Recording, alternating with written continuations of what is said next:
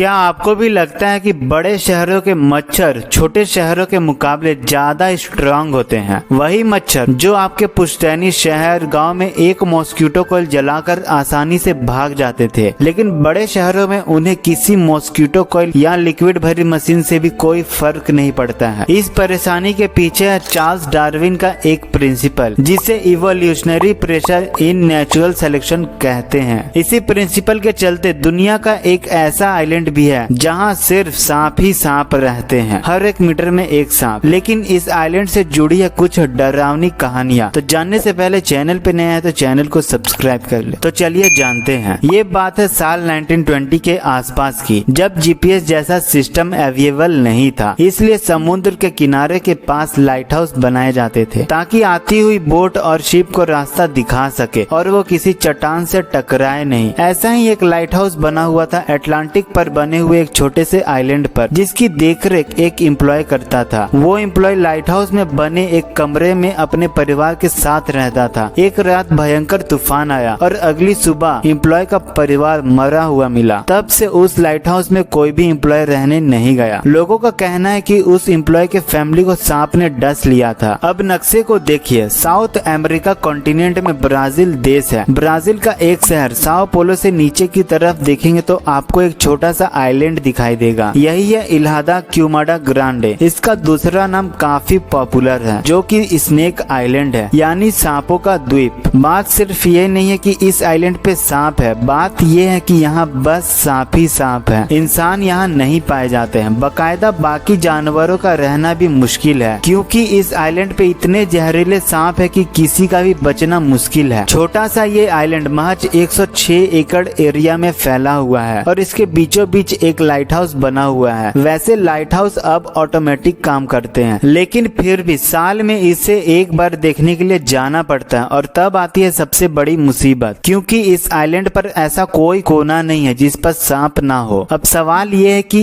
इस आइलैंड पे इतने सांप आए कहाँ से? कुछ लोगों का कहना है कि इस आइलैंड पे समुद्री लुटेरे अपना खजाना छुपाते थे और खजाने की रक्षा करने के लिए उन्होंने आइलैंड पे सांप छोड़ दिए, लेकिन असलियत कुछ और ही है। इस आइलैंड की कहानी शुरू हुई थी कुछ 11,000 साल पहले। तब ये साउथ अमेरिका कॉन्टिनेंट से जुड़ा हुआ था। उस समय पूरे साउथ अमेरिका कॉन्टिनेंट पे सांप थे। बकायदा साउथ अमेरिका उस समय सांपों के लिए स्वर्ग हुआ करता था। इसलिए यहाँ नदी के किनारे अमेज़न के जंगलों में एनाकोंडा जैसे विशाल सांप विकसित हुए। एनाकोंडा हॉलीवुड मूवीज में जैसे दिखाया जाता है वैसे नहीं होते हैं, लेकिन इनकी लंबाई 20 फीट तक होती है। कुछ 11,000 साल पहले आइस एज के लास्ट स्टेज में अटलांटिक कॉन्टिनेंट का लेवल बढ़ना शुरू हुआ। इस चक्कर में स्नेक आइलैंड बाकी कॉन्टिनेंट से पूरी तरह कट गया और इस आइलैंड पर रहने वाले सांप यहीं फंस गए। ऐसा कोई जानवर इस आइलैंड पर था नहीं जो सांपों का शिकार करता हो, इसलिए सांपों की संख्या में तेजी आ गई। लेकिन ये फायदे से ज्यादा दिक्कत की बात थी, क्योंकि एक लिमिटेड जगह होने के कारण ऐसे जीव खत्म होते गए जिन्हें ये सांप खा सकते थे। लिहाजा शुरुआत हुई उस प्रोसेस की जिसे मैंने स्टार्टिंग में evolutionary pressure in natural selection कहा था। नेचुरल सिलेक्शन प्रोसेस में ये होता है कि जब किसी जीव के वो गुण जो जिंदा रहने या बचे रहने में मददगार होते हैं वो आगे बढ़ते हैं और बाकी गुण खत्म हो जाते हैं। चलिए जिराफ की एग्जांपल को लेकर समझते हैं। जब जिराफ के पहले वाले जीव थे उनमें जिनकी गर्दन लंबी थी वो ऊंची डाली पर लगे पत्ते को खा सकते थे। जिनकी गर्दन छोटी थी उन्हें कम खाना मिलता था। लिहाजा ऊंची गर्दन वाले जिराफ के जीन्स आगे बढ़े और उनकी गर्दन लंबी होती गई। एक्चुअली ये इवोल्यूशन की नेचुरल प्रोसेस है, लेकिन कभी कभी कुछ वजह से इस प्रोसेस में ज्यादा तेजी या ये बहुत ज्यादा स्लो हो जाती है। इसे ही इवोल्यूशनरी प्रेशर कहते हैं। वैसे स्नेक आइलैंड में गोल्डन कलर का एक सांप पाया जाता है जिसका नाम है गोल्डन लेंसेड वाइपर। ये सांप बहुत ही ज्यादा जहरीला होता है। गोल्डन लेंसेड की एक खास बात है, ये सांप केवल इसी आइलैंड पर पाया जाता है। इसकी मिलती जुलती प्रजाति के सांप साउथ अमेरिका के कॉन्टिनेंट पे मिलते हैं। 90% इंसानों को यही सांप काटते हैं। हालांकि ये प्रजातियां गोल्डन लेंसेड जितनी जहरीली नहीं होती है। गोल्डन लेंसेड के पास जहर होने के कारण ये सांप धोखे से शिकार नहीं करते। गोल्डन लेंसेड सांप में साइंटिस्ट को काफी इंटरेस्ट होता है, क्योंकि इसका जहर दवाइयां बनाने में काम आता है। इसलिए साइंटिस्ट इस आइलैंड पे जाते हैं, वो भी सिर्फ ब्राजील की नेवी के साथ। इसके अलावा आम लोगों को इस आइलैंड पर आना जाना मना है। अब आप सोच सकते हैं कि सांपों के ऐसे ऐसे आइलैंड पर कोई क्यों जाना चाहेगा। वैसे गोल्डन लेंसेट की जहर की कीमत 25 लाख रुपए है। इसी के लालच में लोग इस आइलैंड में घुसते हैं और गोल्डन लेंसेट को अवैध रूप से पकड़ लेते हैं। गोल्डन लेंसेट सांप बेचारा खुद संकट में है और international union for conservation of nature ने